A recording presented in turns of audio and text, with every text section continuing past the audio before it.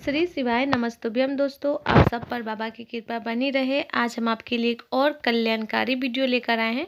आज की वीडियो में हम आपको बताने वाले हैं कि सफ़ेद आंकड़े की जड़ और पीपल के पत्ते वाला उपाय मासिक धर्म में हम कैसे करें।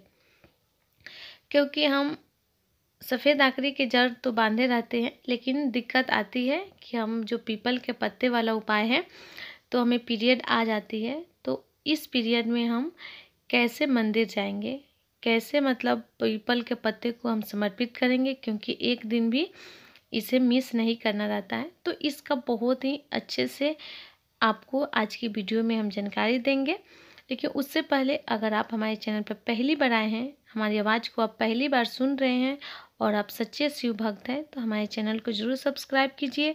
साथ में अगर वीडियो आपको लगती है कि ये कल्याणकारी है तो लाइक बटन दबाइए और कमेंट में श्री शिवाय नमस्तुभ्यम या हर हर महादेव जरूर कीजिए। तो चलिए हम बताते हैं पीपल के पत्ते वाले उपाय। क्योंकि सफ़ेद आंकड़े का जड़ तो बस एक बार कमर में बांध लेनी रहती है, उसके बाद आपको उसमें किसी भी प्रकार का टेंशन नहीं होता है। अगर पीरियड आ भी जाती है तो आप पे इस जड़ को कमर में ही बांधे रहने दें, उसे आप हटाएं नहीं। जब तक आपकी मासिक धर्म है, पीरियड है, रजो धर्म है, तब तक आप उसे कमर में ही रहने दें। इसमें किसी प्रकार की कोई टेंशन नहीं रहती है, इसे निकालना नहीं है। कई लोग सोचते हैं कि पीरियड आ गई तो फिर ये अशुद्ध हो गया, इसे हम निकाल के रख दें फिर बाद में पहन लेंगे, तो ऐसा नहीं करना है। उसे आप कमर पर ही बंधे रहने दें। क्योंकि सफ़ेद आंकड़े का जड़ जब एक बार कमर पर बंध जाती है तो उसे आप खोले नहीं। अगर गलती से खुल जाती है तो आप उसे बांध लीजिए, लेकिन अपना से उसे खोले नहीं। उसे कम से कम 3 से 6 महीना आप बांधे रहने दें, अधिक 6 महीना और कम से कम आप 3 महीना कमर पर बंधे रहने दें। तो यहाँ पे दिक्कत आती है पीपल के पत्ते वाले उपाय में, क्योंकि सफ़ेद आंकड़े के जड़ में किसी प्रकार का टेंशन नहीं है। और पीपल के पत्ते वाला उपाय में आपको प्रतिदिन एक पीपल के पत्ते गाय के दूध में उबाल कर लेनी रहती है। तो अगर आपको रजो धर्म आ गए, पीरियड आ गई, तो इस समय आप मंदिर नहीं जा सकती, आपको पूजन करने वाला नहीं होता है। तो आप कैसे पीपल के पत्ते को आप समर्पित करेगी। यहाँ नियम है कि आपको प्रतिदिन पीपल के पत्ते को लेना है। तो इस समय में आप अपने पति से ये उपाय करवा सकती है। 7 दिन तक, 1 सप्ताह आप अपने पति को कहिए मंदिर में जाए, प्रतिदिन एक के साफ सुथरा पीपल के पत्ते ले जाए और बाबा के ऊपर अवधूतेश्वर महादेव के नाम से समर्पित करें और फिर झोली पसार कर बाबा से पत्ते को मांगकर औषधि के रूप में ले आए। और फिर आप इसे गाय के दूध में उबालकर पति पत्नी दोनों को पीना है। तो यहाँ पे हम आपको एक डाउट क्लियर कर देते हैं। कई लोग कहते हैं कि हम पत्ते को तोड़ कर डालें या फिर हमें एक पत्ते, तो ऐसे आपको गाय के दूध में एक पत्ते को डालनी है। हम आपको यहाँ से आगे का उपाय खुद करके आपको दिखाएंगे। तो यहाँ पे देखिए गाय का दूध ले लिए हैं, गाय का दूध उबल रही है, इसमें हमें एक पत्ते को डाल देनी है। जो भी हम ले गए हैं मंदिर में ले आए हैं, उसी पत्ते को हम डालेंगे और इसे कम से कम 5 मिनट तक उबलने देंगे। क्योंकि पत्ते अच्छे से दूध में उबलेंगे तभी तो उसका रस तत्व दूध में आएगा।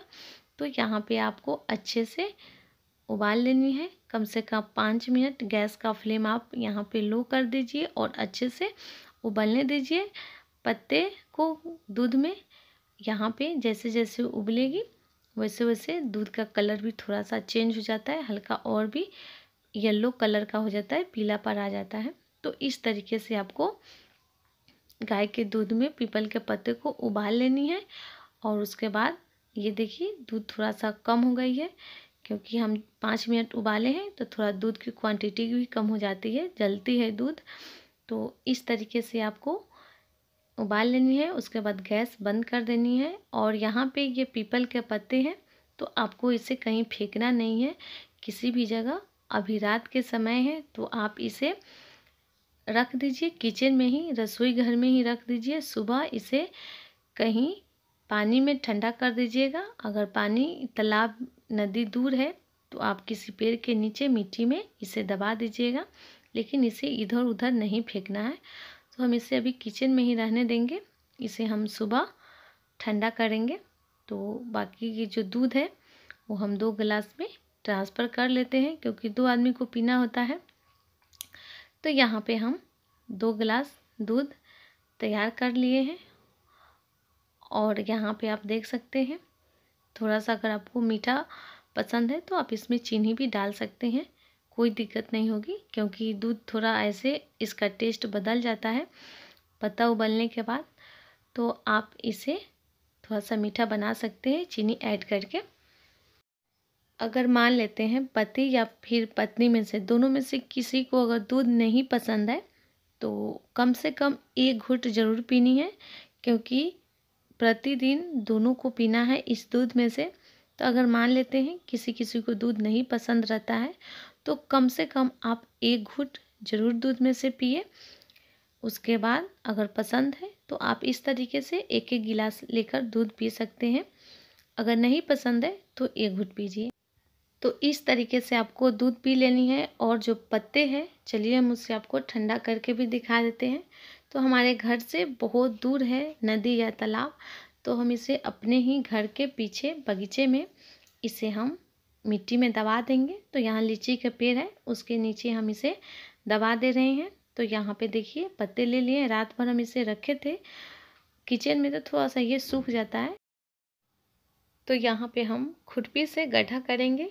खुरपी या फिर आप ऐसा कोई भी हथियार ले लीजिए जिससे गड्ढा हो जाए इजी से, आपको ज़्यादा मेहनत करने की ज़रूरत नहीं पड़े। और आप इसमें पत्ते को इस तरीके से, जैसा कि हम आपको वीडियो में करके दिखा रहे हैं, उस तरीके से आपको पत्ते को ठंडा कर देनी है, यानी उसे दबा देनी है मिट्टी से, और अच्छे से उसके ऊपर मिट्टी से कवर उसे कर देना है। तो इस प्रकार इस पर किसी प्रकार का गंदगी नहीं जाएगी और ना ही पैर लगेगी, क्योंकि ये हमने शिवालय में बाबा को समर्पित की है, शिव जी के ऊपर। तो ये बाबा की प्रसाद है। तो इसे आप दूध में उबालने के बाद भी इधर उधर नहीं फेंके, इसे किसी तालाब या नदी या फिर मिट्टी के नीचे इसे दबाकर ठंडा कर दीजिए। तो इस तरीके से आपको पीपल के पत्ते वाले उपाय को करनी है। आशा करते हैं कि आज के वीडियो में हम आपको अच्छे से समझाने का प्रयास की हूँ और आपको समझ में आई होगी। तो इस तरीके से आप पीपल के पत्ते वाला उपाय कीजिए, भरोसा करके कीजिए। बाबा आपकी सुनेंगे और आपके ऊपर कृपा भी करेंगे और आपकी झोली भी भरेंगे। लेकिन आप शिव जी की चौखट कभी नहीं छोड़िएगा, शिवालय प्रतिदिन जाइएगा, शंकर जी के ऊपर 1 लोटा जल चढ़ाइएगा। और साथ में अगर आप डॉक्टर से दिखा रहे हैं तो उसे दिखाते रहिएगा। डॉक्टर से दिखाना आपको बंद नहीं करना है, डॉक्टर से भी आप चेकअप कराते रहिए। डॉक्टर जिस तरह करे आप उस तरह से भी कीजिए। और साथ ही आप बाबा का भी द्वार पे जाइए, उनके चौखट पे जाइए, उनके ऊपर जल चढ़ाइए, उनसे अपने दुखों को कहिए, उनसे विनती कीजिए। बाबा आपकी भी सुनेंगे, आपके ऊपर भी कृपा करेंगे। तो इस तरीके से आप बाबा के ऊपर भरोसा बनाए रखिए।